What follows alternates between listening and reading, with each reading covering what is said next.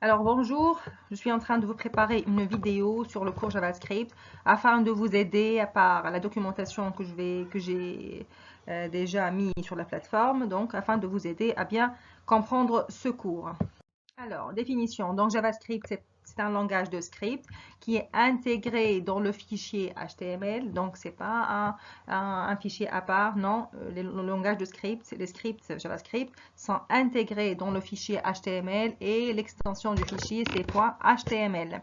Il permet d'améliorer la présentation et l'interactivité des pages web. Comment ça? Par exemple, si je place la pointe de la souris sur un lien et qu'un message dans le status bar s'affiche. Donc ici, on est en train d'améliorer la présentation. Ou lorsque je mets la pointe de la souris sur une image et que cette image s'agrandisse, donc on est en train d'améliorer la présentation. Donc tout ça, c'est du JavaScript. Et l'interactivité des pages web, donc il y a les formulaires. Lorsque je remplis un formulaire, que je mette un password et qu'ils me disent que le password est erroné ou ça ne répond pas à certains critères, kiff, c'est du JavaScript qui est derrière. Donc JavaScript, c'est un langage qui permet d'améliorer la présentation et l'interactivité des pages web. JavaScript n'est pas Java, donc JavaScript c'est du code intégré dans la page HTML, tandis que Java c'est un module à part. JavaScript c'est un code interprété par le navigateur au moment de l'exécution, tandis que Java c'est un code source compilé avant son exécution. JavaScript, c'est des codes de programmation simples pour des applications limitées, tandis que Java, c'est un langage de programmation beaucoup plus complexe pour des informations, pour des applications beaucoup plus performantes. JavaScript permet d'accéder aux objets du navigateur. On va voir quels sont ces objets-là par la suite. Java n'accède pas à ces objets. La confidentialité du code JavaScript est nulle puisque le code source est visible, tandis que Java c'est un code secure puisque le code source il est compilé. Alors, les objets du navigateur donc, auxquels JavaScript a accès, donc comme on vient de dire, voilà, ça c'est l'objet fenêtre, l'objet window. Et dans l'objet window, la page donc s'appelle l'objet document, on appelle ça l'objet document.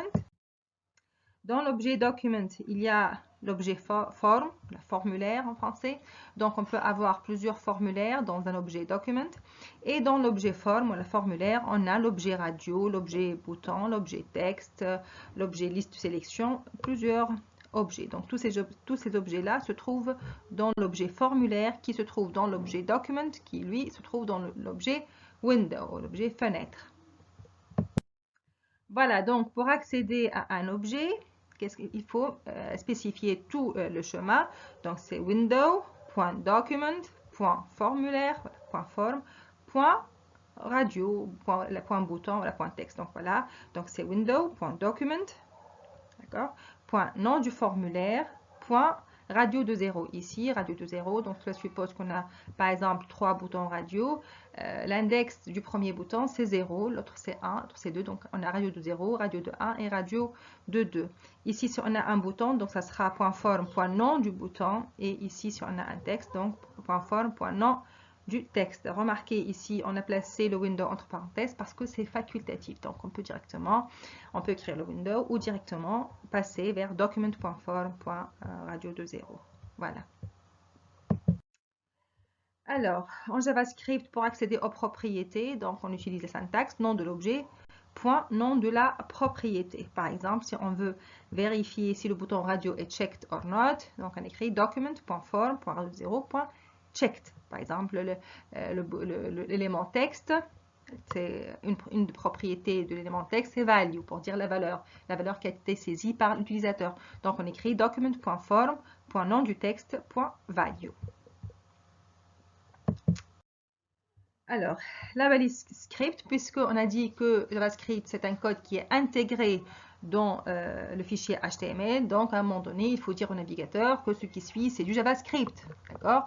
Donc, on commence ça, c'est à travers la balise script, donc on dit script language égale JavaScript, on écrit notre code JavaScript et à la fin du code, on écrit and script pour que le navigateur fasse la différence entre le code HTML et le code JavaScript.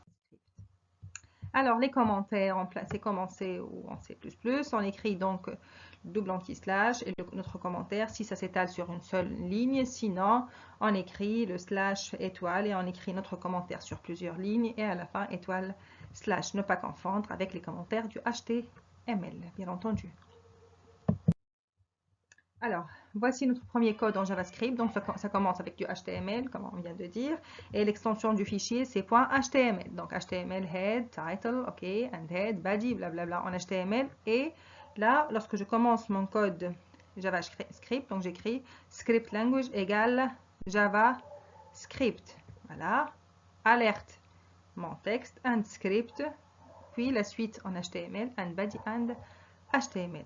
Alors, la méthode alerte ici, donc c'est une méthode de l'objet window, c'est pour ça qu'on n'a pas spécifié window.alert. Normalement, on écrit window.alert, puisque window c'est facultatif, donc on écrit directement alerte et votre texte. Elle permet d'afficher quoi? Elle permet d'afficher un message, une boîte de dialogue, voilà, une boîte de dialogue alerte, là où écrit votre texte, et il y a un bouton OK. Donc voilà, pour continuer, il faut appuyer sur le bouton OK. Voilà, donc alerte sur méthode de l'objet window. Voilà. Et voilà, qu'on vient de dire. Et voilà, si on souhaite que les textes donc, de la fenêtre alerte s'inscrivent sur plusieurs lignes, il faut juste utiliser le caractère spécial /n. Par exemple, on écrit alerte, entre guillemets, bonjour, /n, tout le monde.